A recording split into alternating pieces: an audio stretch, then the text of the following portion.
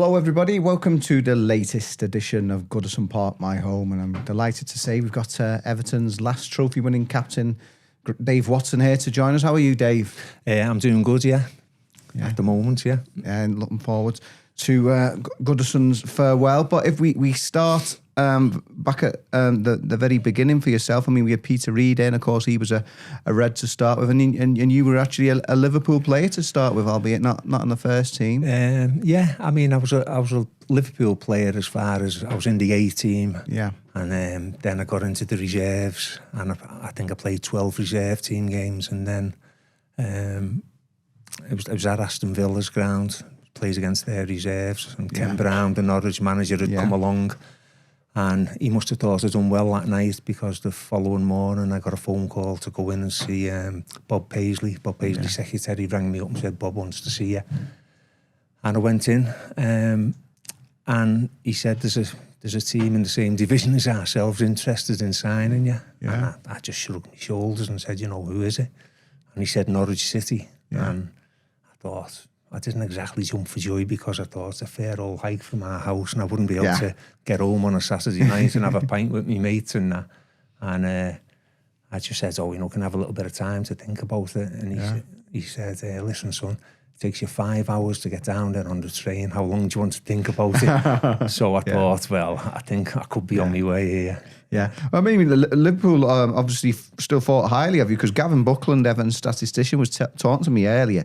He said they inserted a clause in the contract that if he won international caps, that Norwich should have to pay some more money, and obviously that came to fruition when you made your England debut against Brazil in the Maracana. I mean, that must have been a baptism of fire. Yeah, I think it was like, if you play 25 games, we'll give you another 50,000. If you ever got an England cap, we'd give you 100,000. Not me, to the football club, obviously. And it's all worked out. That was part of the plan of going to Norwich, because I'd get opportunities to play. Yeah. I mean, do you remember much about playing Brazil at the Maracana? What that was like? I remember getting Bobby Robson calling us over and saying, listen, son, you're going to be playing against Brazil tonight. And he was saying, your mum and dad will be sitting there watching the telly, and, they'll be as nervous as possibly you are. And I was shaking a little bit. And then I just got my head around it. I think Graham Roberts has an appendix problem. Okay. And that was the reason why I got brought in. But to make your debut there was unbelievable. Yeah. And, to have won the game as well. Yeah. John Barnes, even better. John Barnes scored an unbelievable goal, Mark Haitley, I think, got the other one. Yeah. But obviously it was the platform to success for you at Norwich City. You became the captain, and you lifted the League Cup at Wembley. Incredible moment there. Yeah. It was great days. We had fantastic characters within the team. Like the likes of Big Joe was playing. Joe Royle. He was playing there. And we had Mick Shannon. He was in the group as well. Martin O'Neill, Asa Hartford. Yeah. We had all these senior pros who, they knew how to train properly. They knew how to get the best out of the younger kids, like myself. And it was a really good feeling about the place. Yeah. And Ken Brown, obviously, you mentioned already that the manager who took you down there from Bob Paisley, when Everton did come in for you, said losing Dave Watson's like having my right arm cut off. Yeah, I believe so. I read that in a few places as well. But Ken was a really good fella. He met us me and my dad got off the train, and he took us down, showed us around the ground, and he was a really good, decent fella. He was, and it proved to be so. He was a centre half as well. Yeah, and I used to come up and, is everything all right? Check I was doing everything okay, and then he'd give me one or two tips on try this and try that. I'd be back. I was in digs at the time, so I was hanging around afternoons in the gym doing weights and practicing heading and stuff like that. Yeah. And it seemed to work well for us. Yeah. Yeah, but a massive moment for a club like Norwich to take silverware at Wembley, and for you as a young man to be lifting the trophy. Yeah, it was brilliant, absolutely fantastic. I mean, to play at Wembley and win the cup. I mean, obviously, even then, it was to win the FA Cup. You know, that's the big one. And but I thought it's certainly a start anyway, isn't it? Yeah. And you know, might get that later on. Keep doing your wishes, and sometimes your dreams come true. What was it like when Howard came in for you then to bring you back home? I just got a phone call, you know, just a number ringing away, and then I've answered it, and he said, Howard Kendall here, you know, like to know, would you be interested in coming back to play for the blue half of Merseyside? And I said, Everton were absolutely flying at the time. Yeah. And I said, yeah, of course I would. And I think it was transfer deadline day. And he said, is there any chance of meeting you at Villa Park? Because that was halfway, apparently. So I said, yeah, I'll do that. I'll meet you up at Villa Park. It was meant to be at 5 o'clock, but the traffic was chaos. I got there about 5:30, 5:45. I apologised about being late, and Howard said, "Don't worry." And there was a big grandfather clock in the room. Yeah. And Howard just got up. He opened the grandfather clock and he put it back to 5:45. Okay. And there's a picture of me and Howard standing by the grandfather clock at 5:45, and that was well, in them days, I think it was fax machines, fax machines, stuff like this. And that's how I came to sign for Everton. Yeah, and incredible, really. And you were the record signing at the time, so a lot of pressure for you coming back. Yeah, I mean, you know, pressure and all that. Like I've had lots of pressure in my early days in my career and stuff like that, and it doesn't really bother me. I know, like you know, you get fans, you know, booing you here and there, and at times, you know, they were most probably right, and you know, I wasn't playing well, so you get booed and stuff like that. But sometimes you have to stick at things, and you have to you know, make sure that you're going to do your best every day. And if your best isn't good enough, then you know, you might have to get out of the football club. But I honestly believed that, you know, I would get better. Everton used to play with a very high line, and you know, I wasn't too used to that. Like, I wasn't the quickest person in the world, but I did get quicker after practicing. And so I think I won over the majority anyway. Not that it bothered me too much, but it was a good little a good way to sort of show a bit of character. I mean, you couldn't have been that bad, because you finished the first season at the club as a league champion. I mean, that's obviously why you came to Everton, to win things. You know, and like one thing that sticks out for me, I think goals conceded for Everton that season as well. That was it was most probably one of the best tallies. So I'm not just because of me. We had a great back line, you know, with Neville, with Ratters, Derek, Gary Stevens, Pat Vandenau. We had a real good, solid team. Paul Power was dragged into that as well, wasn't he? Paul came.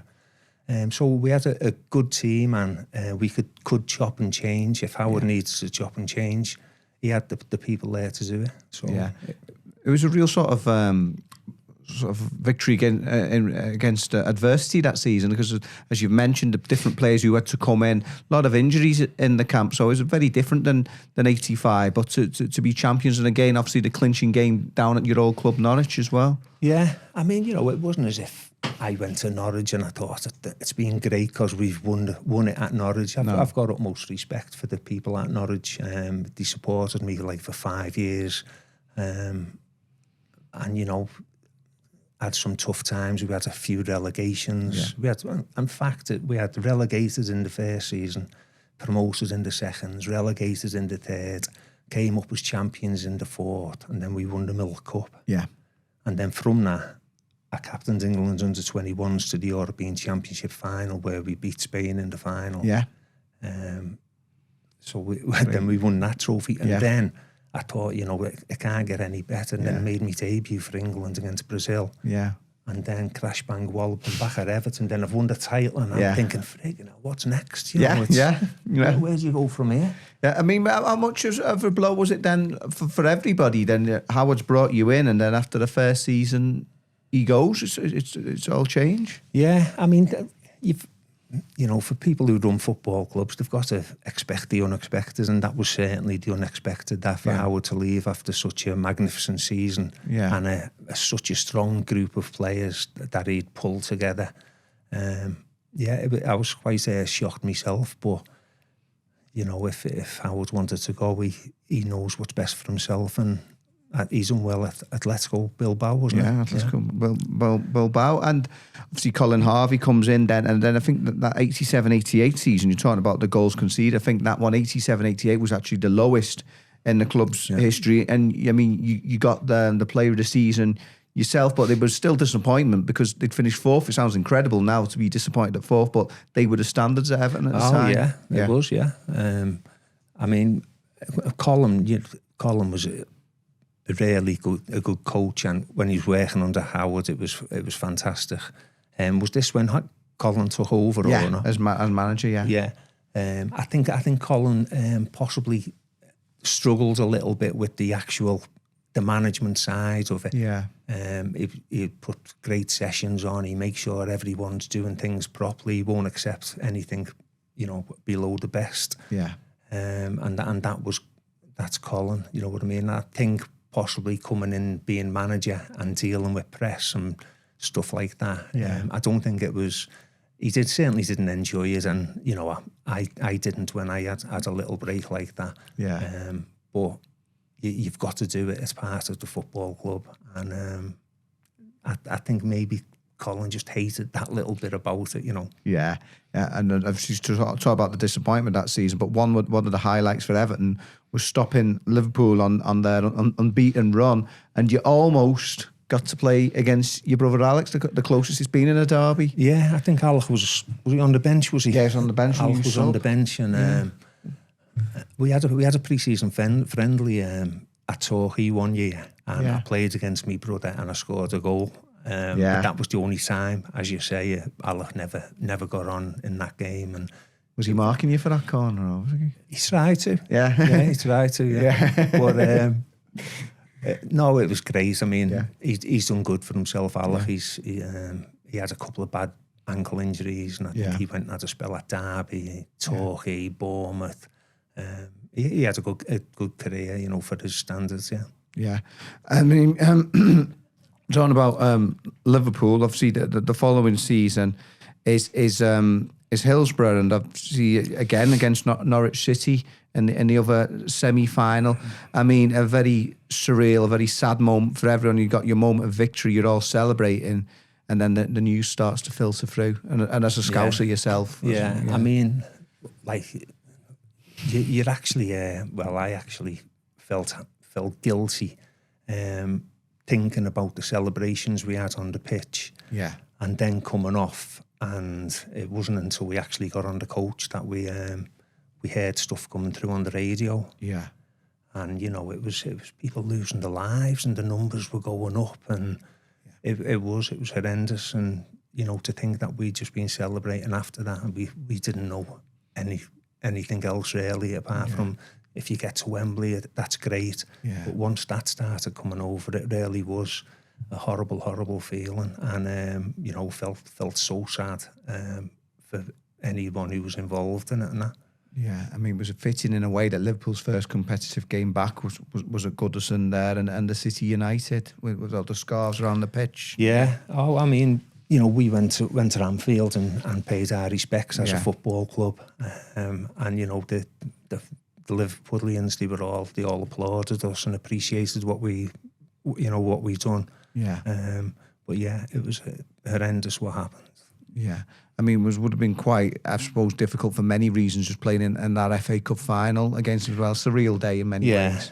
I mean, on the day, Liverpool most probably played better than we did.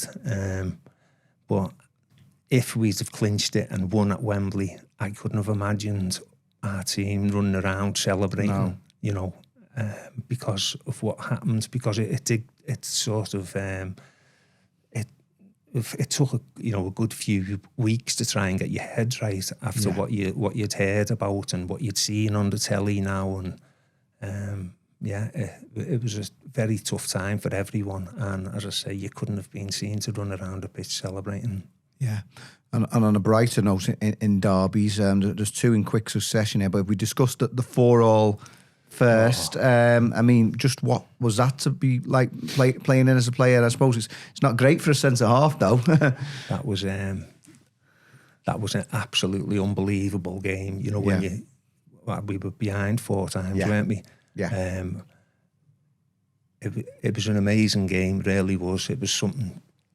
Like, I remember coming in at the end, and my dad said, "Friggin' you don't know what you've put me through there, lad." You know, his hair was all over the place, the sweat was on his face, and he had a little glass of whiskey, and you don't know what you've put me through. Yeah. And I thought, you don't know what we have friggin' been through either, you know. Yeah. But it was something special, that game. It really was.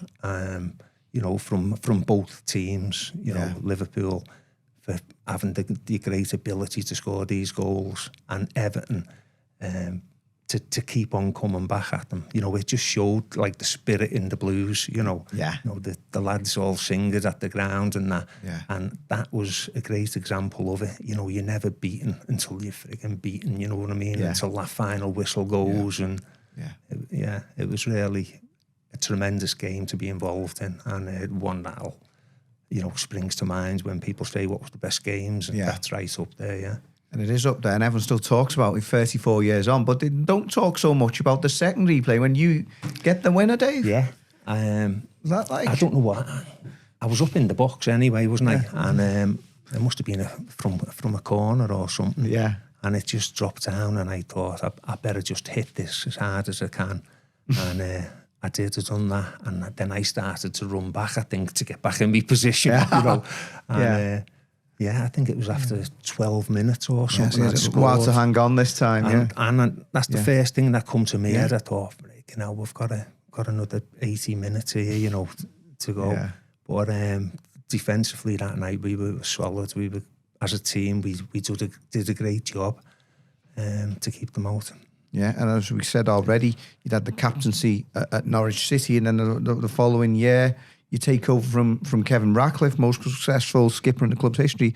But he says you were the best centre half he ever played with. I mean, that's quite an accolade coming from Kevin Ratcliffe. You know, I mean, I'd say the same. You know, if people ask me who was my best centre half, I mean, Kevin, like, for his experience, not just at Everton, you know, his Welsh experience. I think he must have had 50 odd caps or even more. Yeah, playing for Wales as well. So he's had worldwide experience, and he was a great leader on and off the pitch. You know, he was always willing to do things. If you had any hospital visits, you know, Kevin would do a job and nip and help people out and that. But yeah, I know it's nice. It's nice he said that to me, and I was glad he sort of enjoyed playing alongside us. Yeah. I mean, it wasn't the only Welshman alongside. You've got to ask you about Neville. Neville. I mean, what was he like to have with you? Neville was a great character, a really good character, and he could sort of chill out in heated moments on the pitch. And I remember it was days when you used to be able to throw the ball out at the back. Yeah. And Neville used to always give it to someone, and it was someone who wasn't too comfortable on the ball, right. So it was me. So I'd sort of let on I wanted it off Neville, you know. And then I'd just turn around and he'd be shouting, "Come on, get the ball, get the ball." And he'd call you all sorts. And, right. But he was a top man, Neville. He was the best player ahead in tennis at the football club. Really? He used to be in early morning, 8:30 or something. He'd be in there practicing with the ball in the gym and that. He was a top fella, he was, yeah. Yeah, I mean, you must have played, I don't know, if as a combination, how many games you would have played together. It would be a hell of a lot. But just at the peak of his powers, I mean, just how good was he?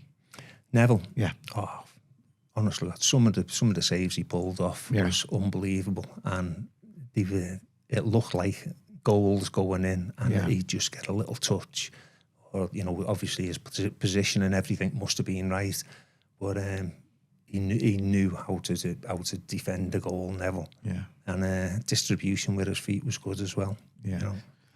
Given that you experienced the highest of the highs of Everton, like I said, the league championship in your first season, how difficult was it that Wimbledon game going into that? Obviously, Mike Walker had taken over, and for Everton just to be in that position.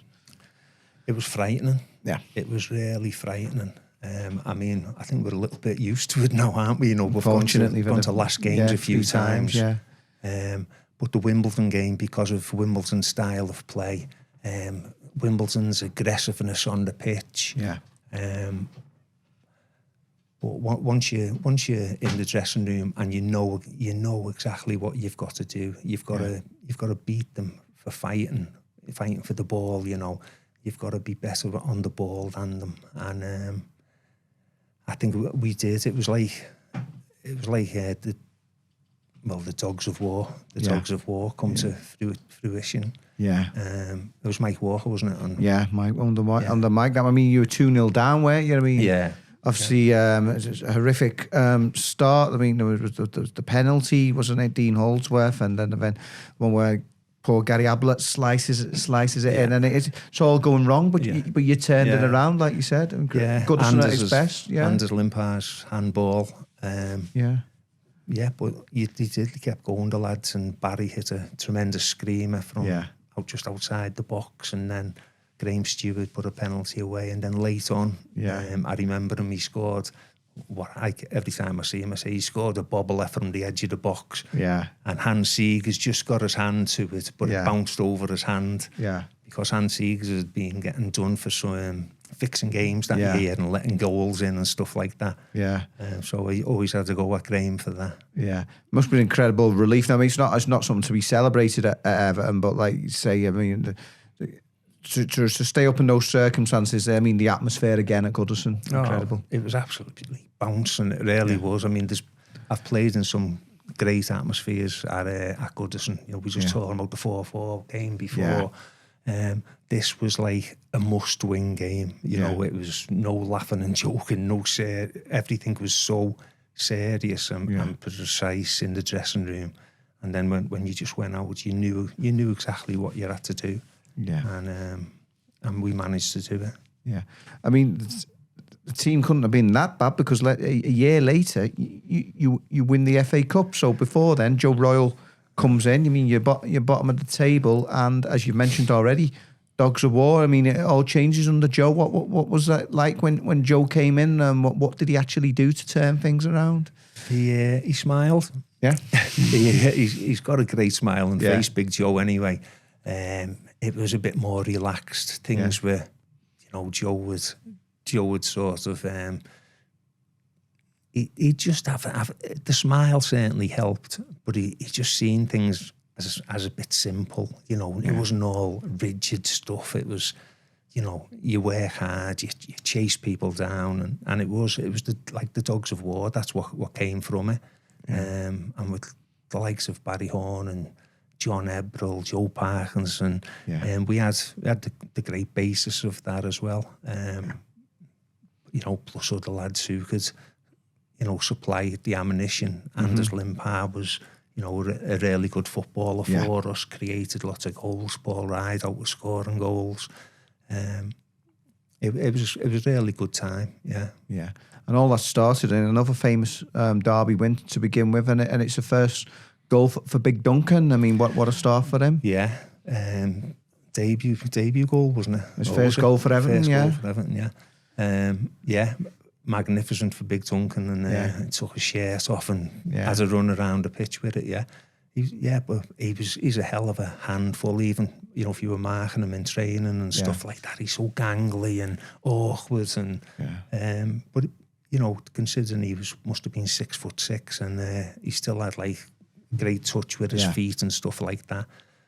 He wasn't a number 9 to run in behind you, but he'd certainly knock your teeth out or something like that accidentally, like, of course. Yeah, of course. Yeah. And that FA Cup run, I mean, you're based up in Newcastle.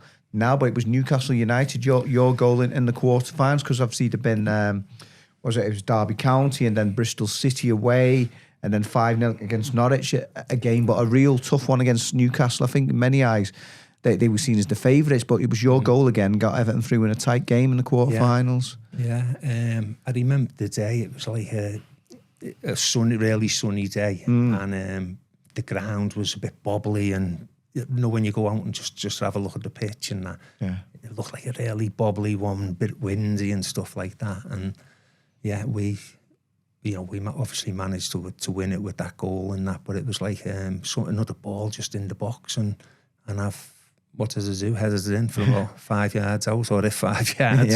It was not magic or anything.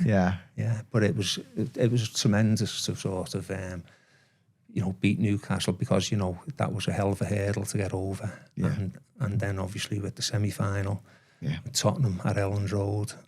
Yeah, we were talking about that actually when Dave and I were planning today, because it was the anniversary when we were doing it, and he was saying, quite rightly so, was never a penalty. But other than that, I mean, it was just Everton domination, wasn't it? On and off the pitch that day. Yeah, we felt that way. You feared the worst, like Tottenham was a very good team, and that. I think having three sides of the ground certainly helped for us, and they had the big stand on the far side. The atmosphere was amazing again, and it's so important. That's what drags players through. When you hear the support, and you wonder how far the fans have travelled to get to the game, and the money they've spent on tickets and aeroplane flights. They come from everywhere, you know what I mean? And it was absolutely magical. The excitement from a semi-final seemed a little on the same level as like the final itself, because of all the excitement and Amakachi, and Daniel was a great character about the place, and he done well to get a couple of goals, didn't he? Well, he did well to get on, to be fair. What was it? Joe said it was the best substitution he never made. Yeah, Big Joe told him to warm up, didn't he? And Daniel was warming up, and then he just went up to the linesman. And he says, can you put me on? Yeah. The linesman put him on. He scored 2 goals. Imagine and Big Joe tried to claim it, didn't he? Yeah. Imagine that happening now.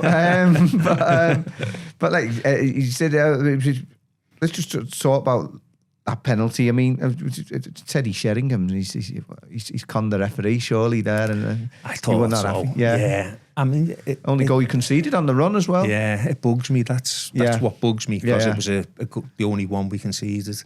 But I have to get over it at some time. I still have to, it still goes through my head, when I see similar fouls in the box and stuff like that.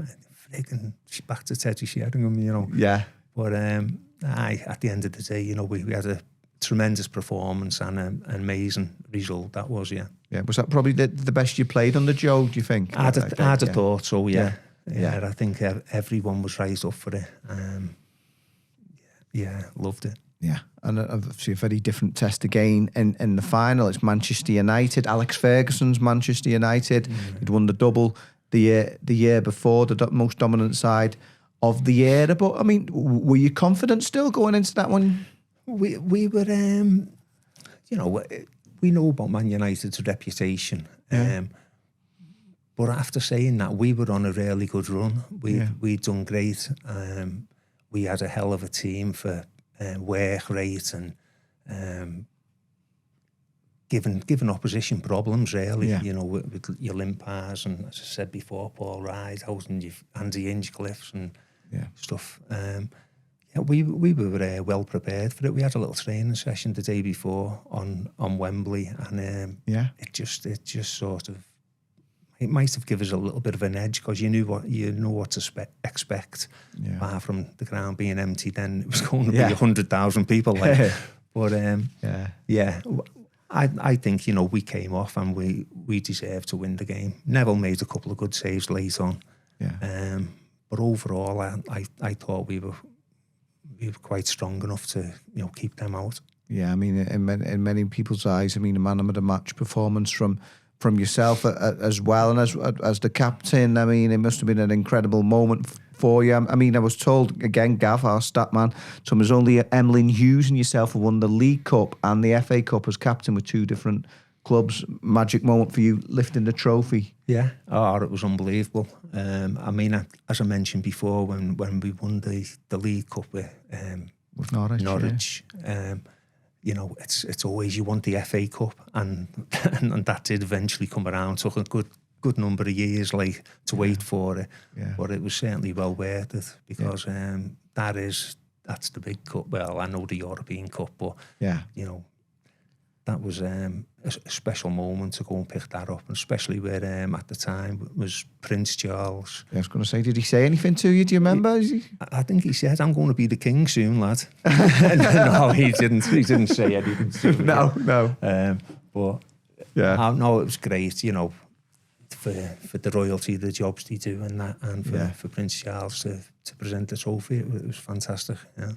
Am I right in saying did the FA Cup go to bed with you that night? Is that true? That story? We had a fantastic party. You know, it was just free flow of champagne everywhere, and I said to Big Joe, Joe, what time do you want the lads in bed?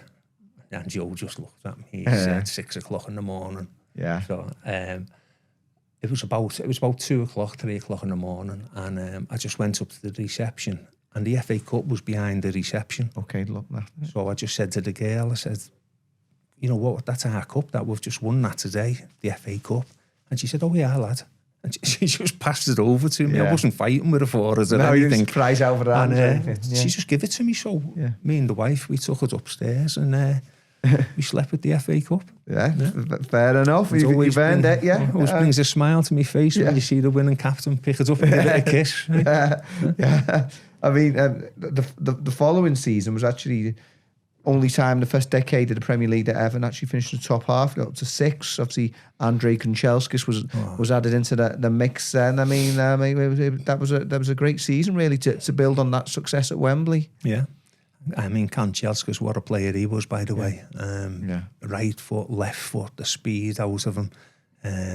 He was a great trainer. He used to tackle like mad, get really competitive. Yeah. He was one of the great Everton players, you know, considering he wasn't there. What was it? He was only there 18 months, yeah. That's all, just like a couple of years. But, you know, long term, he would have been magnificent, and hopefully the team would have kicked on because of his goal scoring. Yeah. He used to chip in with goals. Yeah. I mean, as part of that is like the following season, like you say, Andre is out the door. Things sort of tail off, but it's all still very strange when Joe leaves, and then you're dealing with that, and then you get the call it's you to take over as the caretaker manager. I just got a phone call off Peter Johnson, and Peter said, "Listen, you know, me and Joe have passes, and would you like to take over, you know, for the remaining, I think it was 7 games. Still a job to be done though, wasn't it, to stay up? Yeah, it was. I mean, what are you supposed to say? Yeah.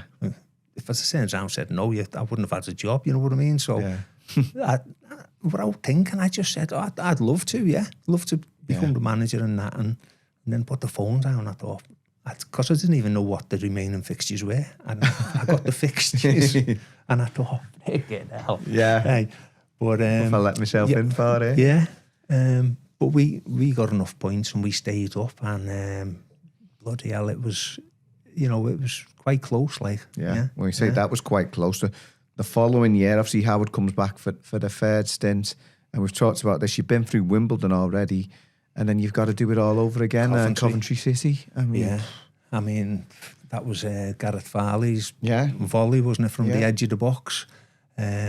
And then they equalised after. But I think it was other results, wasn't it? That helped us. Because Chelsea had beaten Bolton, so he stayed up on goal difference. I mean, even closer. I mean, at least at Wimbledon, you'd done it yourself. Yeah. I mean, it must have been huge nerves again around Goodison. The fact that it's happening again just 4 years on from when it happened the first time. Yeah, it was unbelievable. It really was. Frightening. It was that close, you know what I mean? I think, like, I remember watching when we got in after the game, and it was going from one ground to the other ground, and because a game was still going on or something, you know.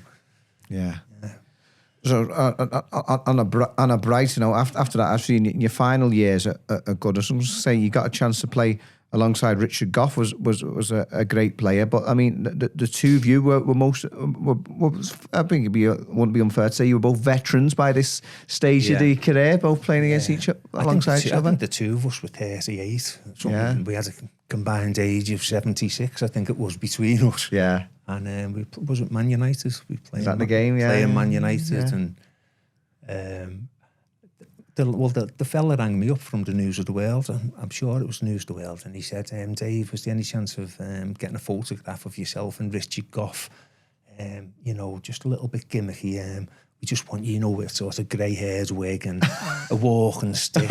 And I was like, that for it, Gough? And then he said, there's 500 quid in it for you. Goughy was like, I'll have it. So, wow. So we done it, and at the end, like, he sent me a 500 quid, and Goughy said he never got his, like, you know what I mean? Fair enough, yeah. But he was a good pro, Goughy. He'd seen a lot with Rangers, and he's a great team leader. And he loved his time here. He had a great time here. Yeah. I mean, when the time finally came to leave Everton, your Tranmere, we've been associated with all 3 clubs. I mean, had a go at management. I mean, how was that for you? Because obviously you weren't there a long time. No, it was it was a tough ask, really. Yeah. I wanted to get into management and have a go at it. Yeah. My kids were sort of all at a school age where they were all living at home still. Yeah. And it came up. I think John Aldridge had been finished. John had just been finished, wasn't it? Yeah. And Peter Johnson still had, obviously, the connections and stuff. Yeah. So I thought, I'll give it a go. I had a go, and I enjoyed it to a certain extent. Yeah. But teams at that level, it's very frustrating when you can't buy things and you can't get another player in and stuff like that. But looking back on it, could have done things differently. Yeah, I most probably would have. I couldn't bring a coach in with me. We had Ray Matthias there. Okay. Ray had been there for donkey's years. But overall, I enjoyed it. But we finished out the top 6, and I got finished after that. Yeah.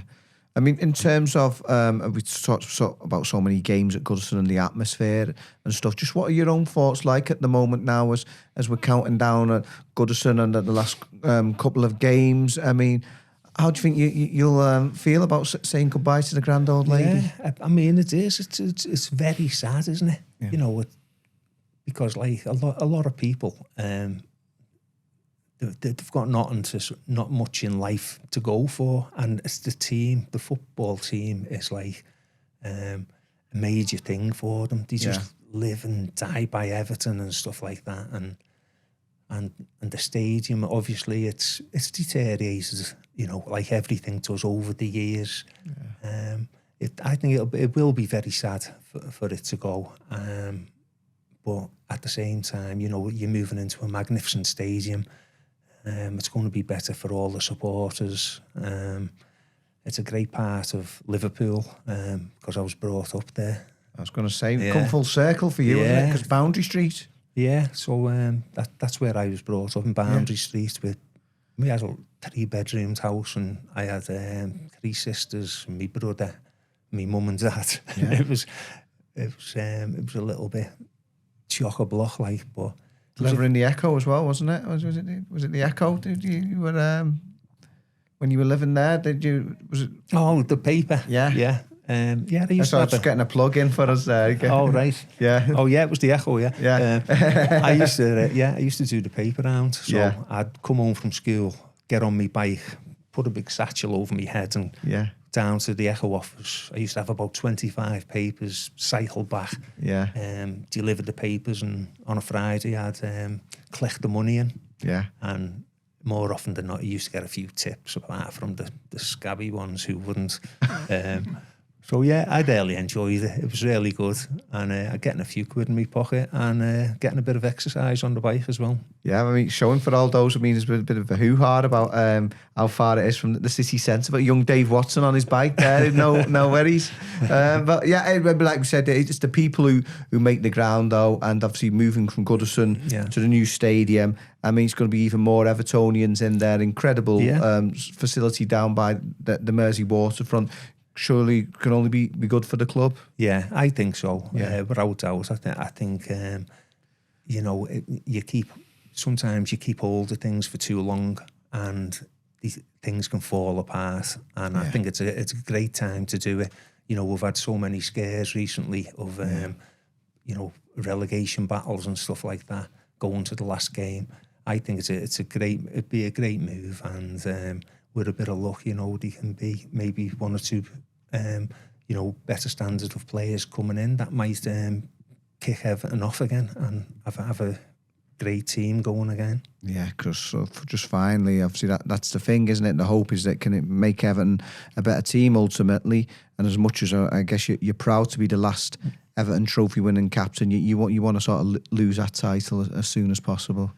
It doesn't bother me. I wouldn't. Well, I want to lose obviously to get the football club, you know, up again, winning. But I held on to the under-21 championship for, I think it was like 30 years or something. I was the last captain for the under-21. Right. Every year, they've just been knocked out. Oh, freaking hell. It was amazing winning titles, winning FA Cups. Yeah. I mean, it was really big time stuff. Yeah. And that's what the fans love. Yeah. I remember years ago when there used to be all different kinds of cups. Yeah. Was it the Mercantile? Oh yeah, and the Zenith data systems. And you know, I think we actually got to the final of one of them. Times, yeah. But that's what we want to be getting back to, though, isn't it? Is like the standards when you came to the club. The standards were sky high. Yeah. When I came to the club. Yeah. I think the changed a little bit when Howard left. Yeah.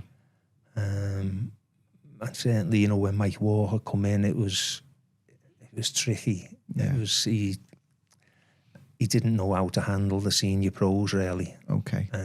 Because I think at Norwich he'd had like he took the reserves and then they got into the first team, so Mike knew them well, and when he became a manager of them, you know, he's done all right with them. That's why Everton went and got him. But I think it was a little bit too much for him. Yeah. So hopefully those good times will come around again, and even if Dave's got mixed emotions on that one, I'm sure he'll be wishing everyone well for the future. So thank you so much for coming in, Dave Watson. Cheers, thanks.